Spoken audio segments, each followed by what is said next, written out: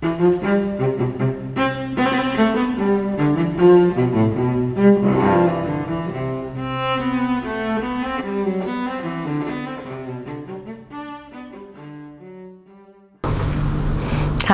welcome to Peiwen's Note. Today we have the world-famous architect Paul Noritaka Tange with us. Hello Paul, welcome back to Taiwan again. Hello, thank you. Thank you for having me. It's a great pleasure to be here. Can I ask you what brings you to Taipei this time? Well, this time, because of the pandemic, I couldn't come back to Taiwan for more than a year. So all our project is ongoing. And of course, we work with the Zoom and Microsoft Teams and all this other way. But of course, face-to-face meeting is very important. So first thing I could do after the border opened, I hop on a plane and came over to see my clients. And do you vaguely remember how many projects have you done in Taiwan so far? Well, actually, it's a good question because last year, because we've been here for 28 years. 28? Yes, and we never counted the number of projects, but somebody asked me this question last year, so we counted the numbers. Last year was like 98, and by this year, we hit the 100 marks. We have done altogether 102 projects here in Taiwan. Wow. Yes. And there will be many more, right? I hope so. Yes. Yes. Many of them are under construction. So yes, it is coming up. That's really wonderful. You're making Taiwan more beautiful. I hope so. I hope so. Yeah. And your father, Kenzo Tange, is also a very, very famous architect. And what is it like to have him as a father growing up? Well, yeah. My father was just a plain father to me until I joined the firm. But then he became my mentor. But until then, he was very simple, good father.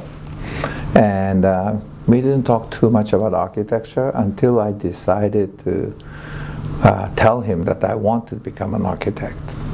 Until then, we were watching the movie together, traveling together. That's about it, Good old father to me. And what did you learn about architectures from your father? He didn't teach me too much, but I watched him following his trips. Well, especially our family trips are always going to the site.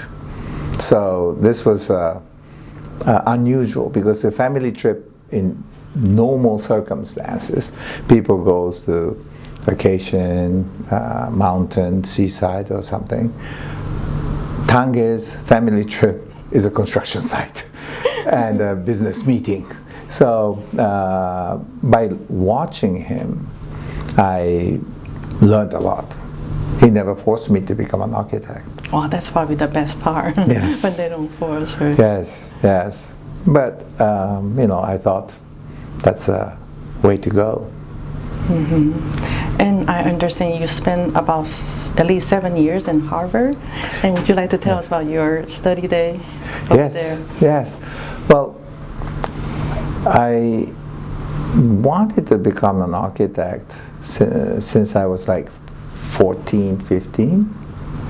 I have to go back a little bit before I get to Harvard.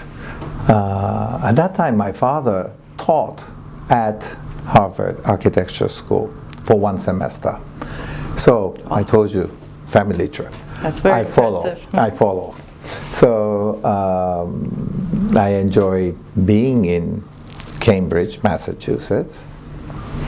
I had no idea what Harvard is all about. I mean, you are 12, 13 years old. And, but it was a very nice campus. And I said, wow, I want to be here. So that's what I did. I mean, I decided I want to go to Harvard, from the time that my father taught over there without understanding what this Harvard is all about. But I liked the environment and so on. So this is that's what I did, and I was lucky that Harvard accepted me. What I learned from being there, of course, Harvard undergraduate, we don't have architecture school. And may I ask, what was your major? I was majoring in visual environmental study and applied science and engineering, so double concentration. Oh, double major. Yeah, That's but hard. I was geared towards going to architecture, I thought. And I had a crisis on sophomore year.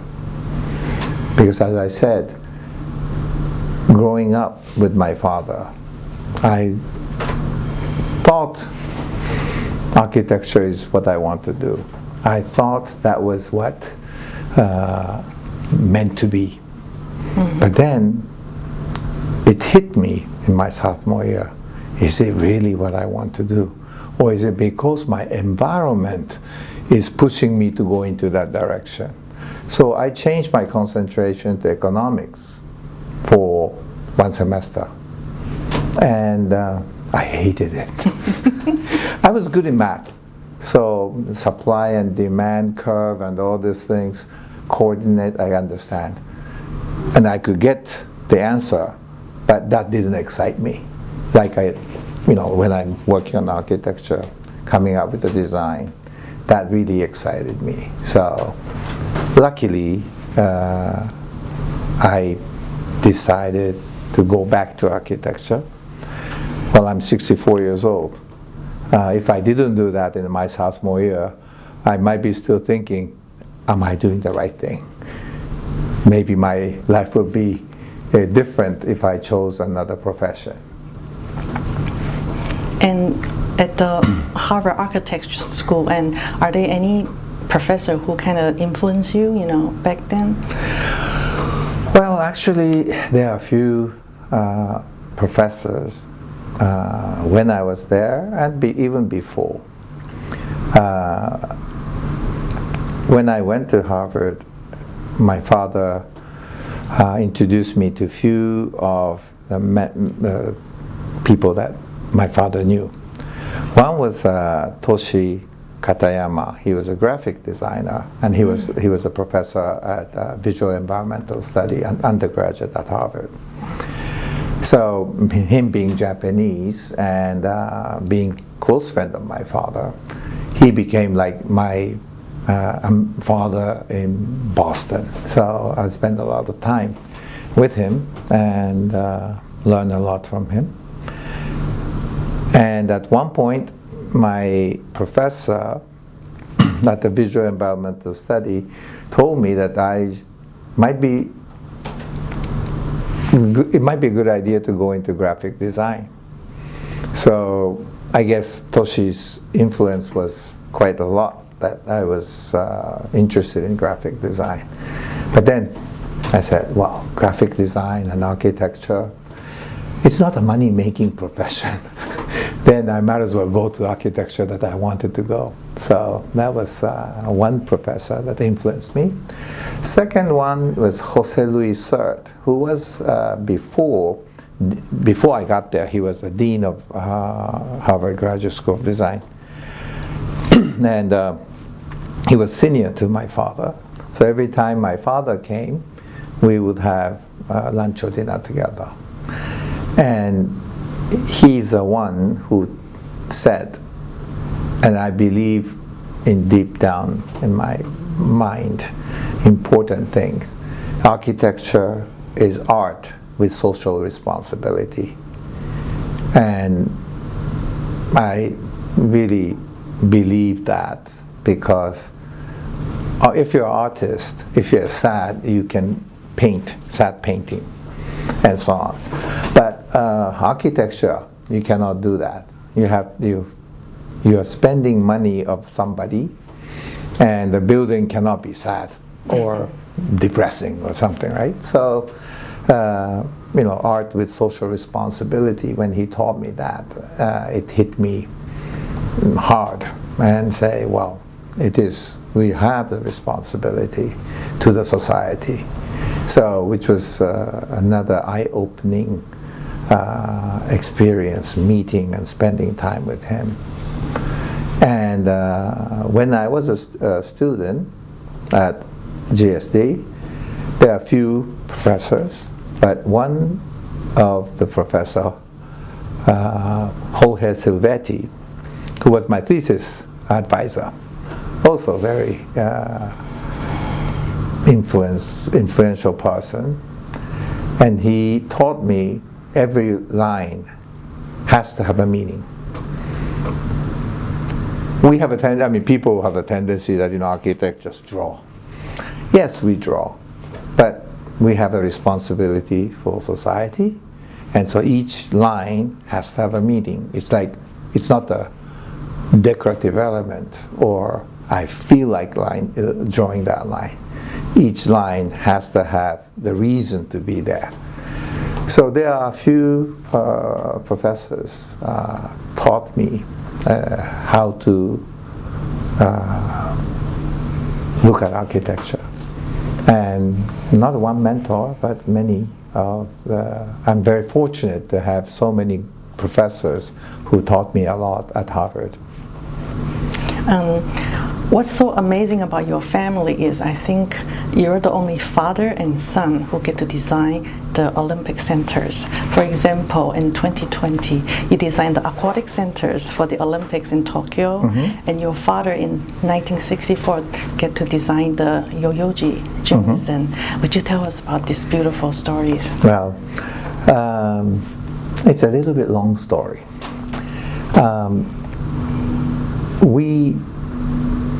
My father, of course, became very famous globally with a few of the projects that he has done.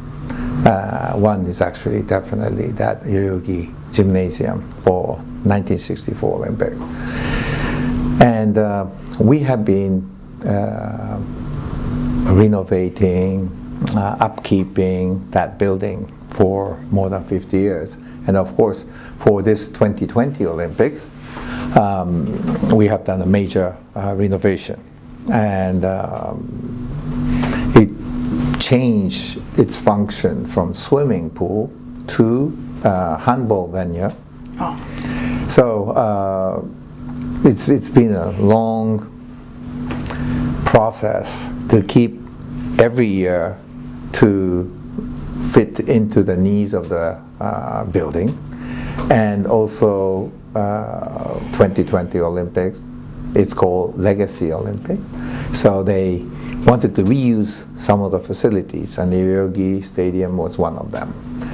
And I always wanted to prove or let him know that our company has come this far to be, my father to be proud of. So when Beijing Olympic happened, we had a possibility to participate in Olympic Village, and with the Singapore group, we did that entry, and we are very close to getting the project, but unfortunately we didn't. And at that time, all my architects, my colleagues who were working with me worked very hard. They didn't ask me, but they knew I wanted to show my father, who was already ill at that time, that we got that job. We are good enough to do the Olympic facility, and that was Beijing Olympic time. Unfortunately, we could not get that, but we were number 2 in line. So it was in my mind that one day I would like to prove to my father that we are carrying on but he had started to be good enough to do major work in Olympics. So 2020 Aquatic Center. My father's was swimming pool, aquatic center. So 2 generations of architects doing the same facilities, different period, in the same location, as I think meant a lot to us. And it was a first time in the Olympic history, if I'm not mistaken, yes, that the 2 generations of architects doing Olympic facility. Yeah, so it meant a lot to me. It's a Yes. truly amazing story. Yes. And over the years, you also have won many international awards.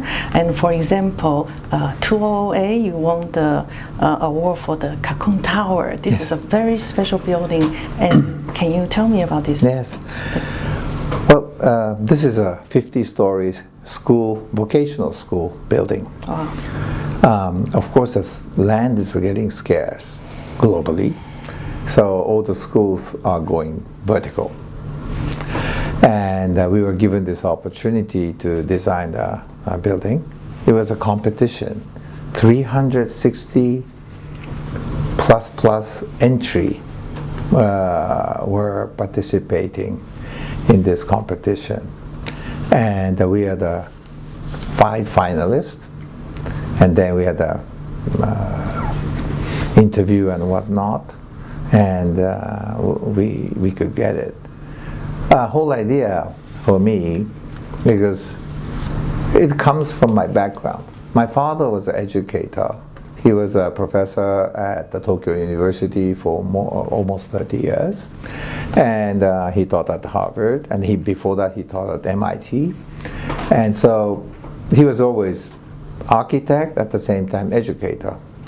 And we have done many universities and kindergartens, schools, and so on. And we learned from him that what's important in school architecture is not only the classroom. Corridor is very important. Schoolyard is very important. Why? Because that's where people gather and exchange idea. Classroom is only one way, usually. Teacher teaches students. Where corridor and schoolyard is somewhere that people exchange idea more casually. Student to student, professor to student, and so on. So in his mind, it was very important space. So we always had that in mind. But then, if you go 50 stories, what are we going to do? How are we going to do this communication space? So what we did was we truncated schoolyard, and every 3 floor we created atrium in 3 different locations, and they stuck us up, because usually school is about 3 to 4 story high. Yes. Right? So stacking everything up makes sense. And of course 50 stories, it's difficult to have the elevator stopping every floor to bring all the students at the same time, because it's very clear peak hours are concentrated in beginning and end of the day. So for us, every 3 floors elevator stop instead of every floor. So it's 50 stories but divided by 3. So you can transport people easier. And then every time you get to the floor, there's a 3-story atrium space, which I consider truncated schoolyard. That's very smart. Yes, yes. So it's like there are many examples of school, vertical school, but it was the first time that they did this kind of school. It's in a way redefining the school facilities in a way, and it was quite well received. We had Crown Prince of Luxembourg visiting us, Prime Minister of Singapore visiting us, many of the educators from all over the world visiting us as an example of new type of architecture. And then we are very proud that we could actually come up with one solution. It's not there are many solutions of architecture. So at least we could pose one solution to new type of vertical school building. And that's really amazing that you have a medical school and then a fashion, like at least 3 schools there. Yes, we have fashion, actually the computer, IT school, and then not medical school, but medical helper school. So this is vocational school. It's not necessary to create the big creator, like it's not Giorgio Armani, but Giorgio Armani need people to produce his fashion. And computer, I mean, nobody, Bill Gates need somebody to help. And of course, now aging society that we are in, of course, it's not only the brilliant doctor, but nurses and helpers and so on has to be there to help us. So I think it was that kind of school, which is a vocational school. It's not necessarily, maybe some of them have become a medical doctor later on, but actually mainly to support the society in a different way. And the school started as a fashion school. And the owner learned how to run the school business per se. So fashion school was successful, then decided to the IT industry, and then finally they become medical school in a sense that they need nurses and helpers. So it's really genius of the people who came up with that idea. I'm wondering, do you have a design philosophy? Well, I'm not, well, my design philosophy is to create a comfortable space, feeling good space. Because we are building for people, majority. I mean, we have done building for animals too, so but the majority of time, you know, we are creating a building space for people. So for me, most important is for them to feel comfortable. But then how do we define comfortable? It's very difficult. In one way, we can say in Japan, and then also in Taiwan, there are many hot springs, right? Yes. So you just put yourself in a hot spring, feels good. Relaxing. Relaxing. But I'm sure in Aquitelme, in Italy, the time of Roman Empire, Caesar's come back from war and then put himself in a Telme. Take a bath. That feeling is almost the same today or those times. At the same time, I mean, I'm going to be negating myself in a way, but at the same time, when you are in certain environment, your background, culture, tradition, history, of course, your perspective is different. We cannot create a space for everybody, but we have to learn. For example, in Taiwan, I have to learn a little bit of Taiwan culture, history. So what do they think when I design the building, and what is their feeling of comfort? It is different, even though Japan and Taiwan is very close, but there is a little difference there. If I go to the Western world, obviously it's quite different. So we have to study what is comfortable for that area. What is historically important in that area. And then by somewhat reintroducing in a modern way, that will be a way to create a comfortable space for that particular area of people who lives there. So it's always a challenging things for us. But what we are trying to do is people who use the building to say, oh, I want to come back here tomorrow to work, or I cannot wait to go home because my home is very pleasant. So that's what I try to do. It's not much of a philosophy, but I just try to create building for people. What is your advice for the young architect out there for today? Well, actually, it's a good question, because when I turned 18, that I can drive the car, my father had an office in Paris, and we lived summer in Paris. So he told me to go look at architecture. So of course I went from Paris to Geneva to Italy, and then down, and then come up south of France and going up back to Paris. So I made a 10-day trip. And what it taught me is he was right. I mean, you have to feel the space. Sometimes you see the photograph of the space so much, but you go to that place and say, wow, it's so small. Or sometimes, oh, it's big. The photograph cannot give you that sensation. And so especially now, everything is available. You turn on the internet, you can find anything.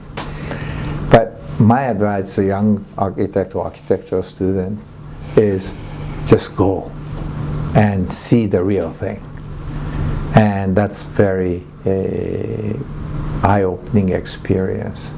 And actually I had one conversation with Microsoft Japan president, who became later went to Seattle to become a director in the Microsoft, because we are doing a competition in Singapore for library.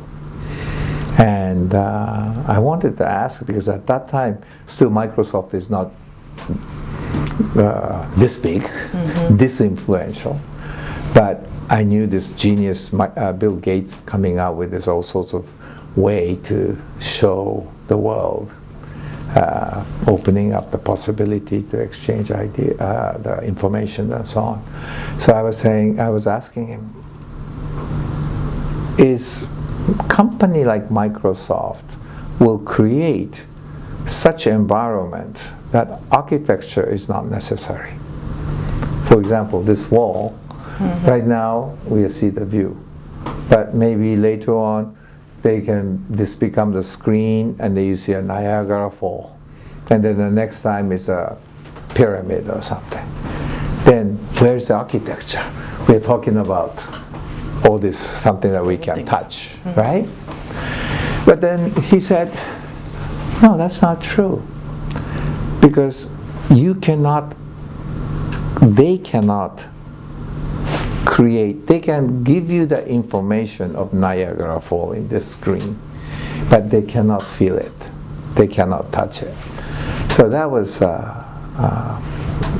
eye-opening comment to me, because few architecture exists.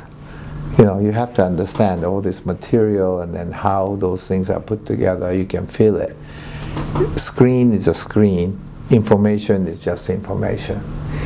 And they say that, you know, if you show to the world Niagara Fall long enough, maybe somebody in India who has never seen Niagara Fall would say, well, before I die, I want to go to Niagara Fall. So it's just information giving, not creating the environment. And now I think it is really coming to a place where this digital world and the real world is coming in hand in hand to create environment. And I'm very happy that I was given that advice like 30, 40 years ago from this gentleman in Microsoft. And so it's, and then at that time it didn't click so much. But today, we know what it means. Mr. Tange, I understand you cover all the projects all over the world, including Singapore and Middle East. And would you like to tell me what are you working on at the moment?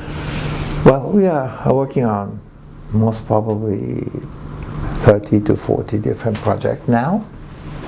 And it's area-wise from Japan, Hong Kong, Singapore, Taiwan, Philippines, Thailand, Malaysia, and then Middle East. We are working on a university in Bahrain, and we are doing renovating my father's old Kuwait embassy in Japan, so I'm on my way to Kuwait as well, and new embassy in Qatar, and now I'm on my way to Saudi Arabia because we have few potential projects over there, and then it's nice because my father worked. And I worked there as well in Middle East, but in Saudi Arabia. But I haven't had a chance to go back for a long period of time, most probably 20 years or so. So now one thing led to another, and my good friend has introduced me to another potential client. So I'm leaving to Japan tomorrow, to Singapore, and spend a few days there, back to Japan, and turn around to go to the Middle East. This pandemic made me stay in one place for a long time, and Which is Japan? Even in Japan, you know, everywhere I go nowadays, spend maybe 2 months at a time. Before, it was 2 days at a time. So it's taking me to a different part of the world. But now this crazy traveling schedule will start again now that pandemic is slowing down. And so I'm on the road again. Yes, and the next area that we would like to concentrate is Middle East, since going back to my father's origin. Asia was my father's origins before, but Middle East was also in 70s and 80s. We worked a lot over there. So time to revisit. And there's an interesting potential of renovating my father's building over there to a new function as well. And then of course Saudi Arabia is opening up to the world of tourism, which was very rare before. So I think it's a good opportunity. But then I'll be back in Taiwan again in June, end of June or July. Wow. So I'm running.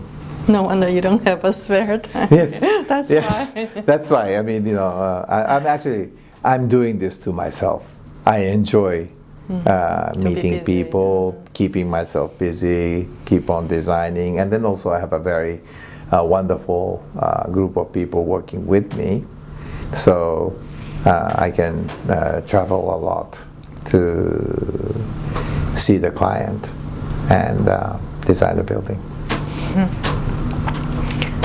Mr. Tange, what do you like to do for your spare time? Wow. I haven't had a spare time in a long time, so I wouldn't know. Well, when I have spare time, I'll think about it. But right this moment, you're just so hectic. I mean, like, yeah, well, well, a lot of times I do nothing. Mm-hmm. I do nothing. I'm not very good in spending free time. If I have free time, I start making a schedule. Mm-hmm. So my vacation is not a vacation for most of the people, because people think, oh, I just gonna relax, I can read a book and then don't think about what I'm gonna do tomorrow. Me, no. I have to have a schedule, even on vacation. So spare time doesn't exist in my diary. Wow, you must work so hard. Okay, last questions. Yes. Well, once upon a time, you come across to design a room for the famous cellist Rostropovich. Yes. Can you tell me about this story? Oh, Slava. He was a dear friend of my father. My father and Slava got awards together in Japan, and they become very good friends. And so Slava, when he comes to Japan, he always called my father and then us, and then we have lunch or dinner or something. Wow. And go to his concert and so on. And one day he calls me and he said, let's have tempura after his concert. I said, okay. I said, well, do you want me or you want my father? I mean, Slava is absent-minded professor type, so I don't know exactly whether he thought it was he called me thinking he called my father or something. He said, no, Paul, you. I said, okay, fine. So after the concert, I went to see him, and we are having tempura. And he produced this piece of paper with a square, with tick, tick, tick, tick. I said, he goes, design a Japanese room for me, for my wife Garina's 80th birthday. Wow. So I said, what is this? He says, this is a room. Tick, tick, tick, tick was a window. Oh, nice. And then he said, well, you designed the room. So I said, okay. What is the height of the windows? And I said, well, no, doesn't matter. But of course it does matter to me, right? But anyway, we got those information later from his assistant, and then we designed a room, Japanese style room. And of course, later I had a chance to talk to Galina, and Galina was about to tell me what she likes in Japanese room, etc., etc. But Slava just stopped her, and said, no, Galina, I asked Paul. So that was very little information that I got, that liking of Galina or Slava. And then next time he came back to Japan for the concert, I told him I have to come and see him because I want to show my design. And he said, yes, with a heavy Russian accent. So I went over there. He had like 30 minutes before he go into another interview or something like that. So I was about to open up my drawings and the perspective, and then as I was opening, he said, wonderful. Wonderful. I said, Slava, you haven't even seen my design. He said, no, it's wonderful. I asked you and you designed for me, it's wonderful. And he goes, I invite you to a concert. Do I ask you to come to the backstage and say, Paul, today I want to play the piece like this? I don't do that. So I asked you to design the building. That's wonderful. So that was it. He never saw the design, and we built most of the pieces of the interior in Japan. with the help of Japanese construction company, and specialized in the Japanese detail. I think 3 people from the construction company went to St. Petersburg. That's where the room is. Wow.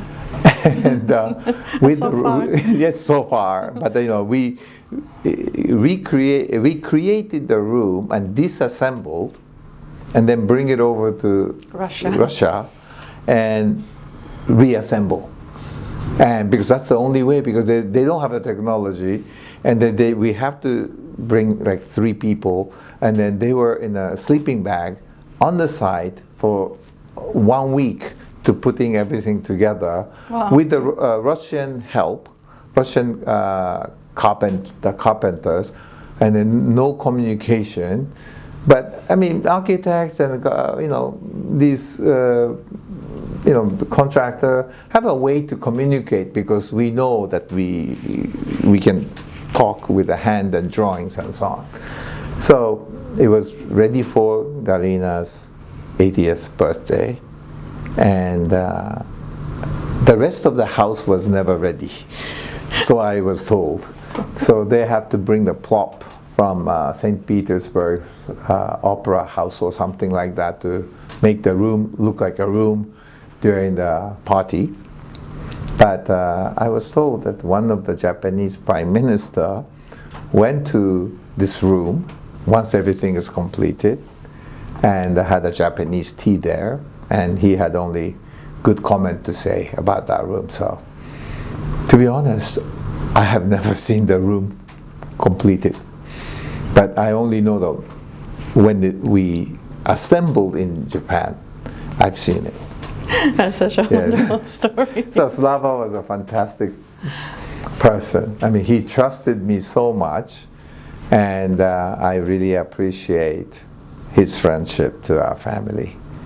And it's you being a cellist, he's again, like my father was just a father.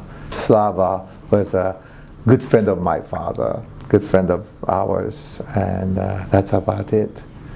Until I went to see his concert, and then, wow, he is. I mean, I know nothing about music, but when he appears in the stage, he has a presence and he moves people. And I don't know how he played the piece. I have no idea, but I know he touches people's heart, and that's a true artist in my mind. That's why I really respect him. And then I'm very happy that I knew him and spending time with him, quite a lot of time, thanks to my father. Wow.